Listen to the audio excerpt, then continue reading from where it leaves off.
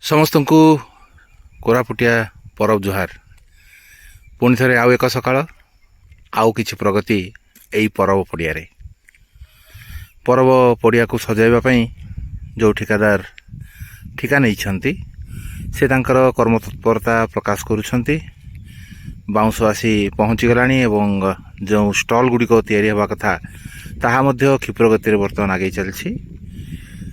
ଯୋଜନା ଅନୁଯାୟୀ ଏହି ରାସ୍ତାର ଦୁଇ ପାଖରେ ଯାତ୍ରା ହେବ। ଗୋଟିଏ ପଟେ ପରବ ଏବଂ ଆର ପଟେ ମୀନା ବଜାରର ଯୋଜନା କରାଯାଇଛି ବୋଲି ଯାହା ଜଣାପଡ଼ୁଛି। ଏବଂ ଏହି ପଡ଼ିଆକୁ ଆସିବା ପାଇଁ ଦୁଇ ପଟ ରାସ୍ତାରେ ପାର୍କିଂର ବ୍ୟବସ୍ଥା ମଧ୍ୟ କରାଯାଇଛି। ତେଣୁ ଲୋକେ ଯେଉଁ ଭୟ କରୁଥିଲେ ବହୁତ ଦୂର ଚାଲିବାକୁ ପଡ଼ିବ ବୋଲି, ଏଇ ଯେଉଁ ପଡ଼ିଆ ପାଖରେ ଥିବା ବିଭିନ୍ନ ପଡ଼ିଆ ଗୁଡ଼ିକୁ ବ୍ୟବହାର କରାଯାଉଛି ଏବଂ ସେଥିରେ ଗାଡ଼ି ଗୁଡ଼ିକ ପାର୍କିଂ କରିବା ପାଇଁ ସୁବିଧା କରାଯାଉଛି ବୋଲି ଯାହା ସୂତ୍ରରୁ ଜଣାପଡ଼ୁଛି। ଆଉ ଆଜିର ଏଇ ସକାଳର ପରିବେଶରେ ଆପଣ ଦେଖିପାରୁଥିବେ କେମିତି ବାଉଁଶ ବୋଝେଇ ଭରା ଟ୍ରକ୍ ଗୁଡ଼ିକ ଆସି ଉପସ୍ଥିତ ହୋଇଗଲାଣି ପରବ ପଡ଼ିଆରେ। ଏହି ପରବ ପଡ଼ିଆର ଦୁଲୁକିବ ଡିସେମ୍ବର ମାସ 14 ତାରିଖରୁ 18 ତାରିଖ। ଏଥର କେବଳ 3 ଦିନ ନୁହେଁ, 5 ଦିନ ଧରି ଲୋକେ ଆନନ୍ଦ ଉପଭୋଗ କରିବେ ଏହି ପର୍ବକୁ।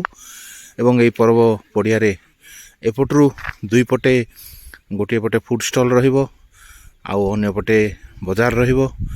ଏବଂ ସେ ମଝି ଦେଇ ଆପଣମାନେ ଯେତେବେଳେ ସେଇ ଦୂର ଗଛ ପାଖକୁ ଯିବେ ସେଇଠାରେ ମଞ୍ଚ ପ୍ରସ୍ତୁତ ହେବ।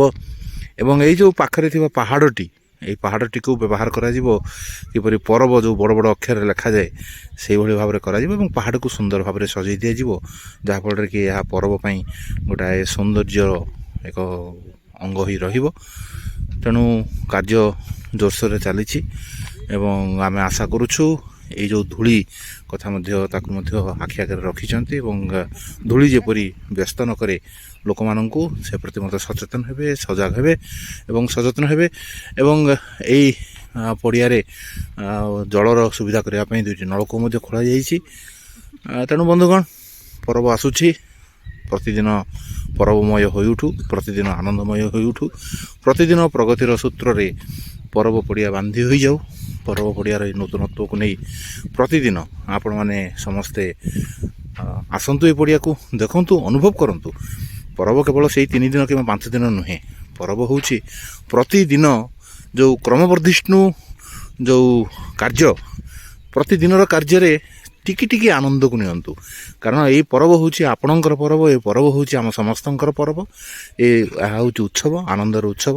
ଏବଂ ଏହି ଆନନ୍ଦ କେବଳ ଗୋଟିଏ ଘଟଣାରେ ସମାପନ ନ ହେଉ, ଏହା ହେଉଛି ଗୋଟାଏ ଇମୋସନ୍, ଏହା ହେଉଛି ଗୋଟାଏ ଆମ ସମସ୍ତଙ୍କର ଭାବନା, ଚିନ୍ତା, ଚେତନା, ଏସବୁ ଗୁଡ଼ିକ। ତେଣୁ ଏହା କୌଣସି ଏକ ଘଟଣା ନୁହେଁ, ତେଣୁ ଏହାକୁ ଘଟଣା ଭାବରେ ନିଅନ୍ତୁ ନାହିଁ। ତେଣୁ ପ୍ରତିଦିନ ଏଇ ଯେଉଁ ଟିକି ଟିକି ପ୍ରଗତି ଚାଲିଛି ପରବ ପଡ଼ିଆରେ, ତାକୁ ଆନନ୍ଦ କରି ଉପଭୋଗ କରନ୍ତୁ ଏବଂ ପରବକୁ ଅପେକ୍ଷା କରନ୍ତୁ, ଯାହାକି 14 ତାରିଖରୁ 18 ତାରିଖ ପର୍ଯ୍ୟନ୍ତ ବିଭିନ୍ନ ବିଶିଷ୍ଟ ବ୍ୟକ୍ତିଙ୍କ ମଧ୍ୟରେ, ଏପରିକି ମୁଖ୍ୟମନ୍ତ୍ରୀ ଏହି ପରବ ଉତ୍ସବକୁ ଉଦ୍ଘାଟନ କରିବାର ସମ୍ଭାବନା ରହିଛି ଏବଂ ବିଭିନ୍ନ ମନ୍ତ୍ରୀ ମଧ୍ୟ ଆସିବେ, ବିଭିନ୍ନ ସେକ୍ରେଟାରୀ ଆସିବେ, ବିଭିନ୍ନ ବିଶିଷ୍ଟ ବ୍ୟକ୍ତି ଆସିବେ, ଦେଶର ବିଭିନ୍ନ ଅଞ୍ଚଳରୁ କଳାକାରମାନେ ଆସିବେ, ସେମାନଙ୍କର ମଞ୍ଚରେ ନୃତ୍ୟ ପ୍ରଦର୍ଶନ କରିବେ, ସଙ୍ଗୀତ ପ୍ରଦର୍ଶନ କରିବେ।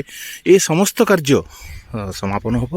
ସମାପନ ଉତ୍ସବରେ 2024ର ପରବ ଏକ ନୂତନ ପରବ ହୋଇଉଠୁ, ଏକ ନୂତନ ଆନନ୍ଦ ଆଣିଦେଉ, ନୂତନ ସମ୍ଭାବନା ଦିଗରେ ଏକ ପଦକ୍ଷେପ ଭଳି ନିଜକୁ ପ୍ରସ୍ତୁତ କରୁ। ତେବେ ସମସ୍ତଙ୍କୁ ପୁଣି ଥରେ ପରବ ଜୁହାର, ନମସ୍କାର।